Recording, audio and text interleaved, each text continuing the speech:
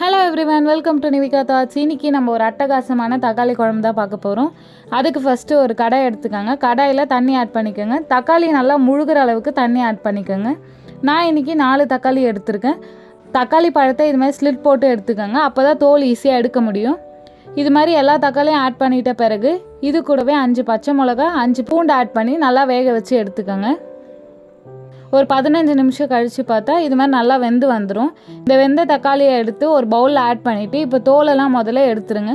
தோலை எடுத்துகிட்டு இதெல்லாம் நம்ம கிரைண்ட் பண்ணி எடுத்துக்க போகிறோம். ஒரு ஜாரில் போட்டு நல்லா பேஸ்ட்டாக கிரைண்ட் பண்ணி எடுத்துக்கோங்க. தண்ணி ஆட் பண்ணான்னு அவசியம் கிடையாது. தக்காளியில் இருக்க தண்ணியே நல்லா கிரைண்ட் பண்ணி எடுத்துரும். இப்போ நம்ம தாளிப்பு ரெடி பண்ணிக்கலாம். அதுக்கு ஃபஸ்ட்டு ஒரு கடாயில் 4 டேபிள் ஸ்பூன் எண்ணெய் ஆட் பண்ணிக்கோங்க. எண்ணெய் சூடானது இதில் கடுகுளுந்து போட்டுக்கோங்க. கடுகுளுந்து பொரிஞ்ச பிறகு இதில் 1/2 டீஸ்பூன் சீரகம் ஆட் பண்ணிக்கோங்க. இது கூடவே ஒரு வெங்காயத்தை சின்ன சின்னதாக கட் பண்ணி ஆட் பண்ணிக்கோங்க.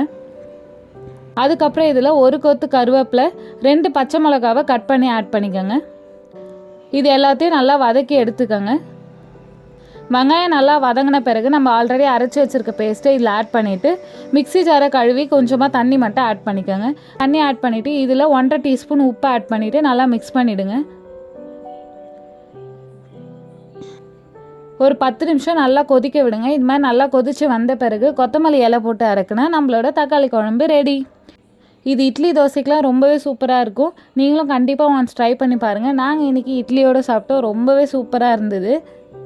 ஆவி பறக்க பறக்க ஒரு 4 இட்லியை வச்சு இந்த குழம்பை ஃபுல்லாக ஊற்றி அந்த குழம்புல தொட்டு சாப்பிடும் போது உண்மையாலே ஆசமாக இருந்தது. நீங்களும் கண்டிப்பாக ட்ரை பண்ணி பாருங்கள்.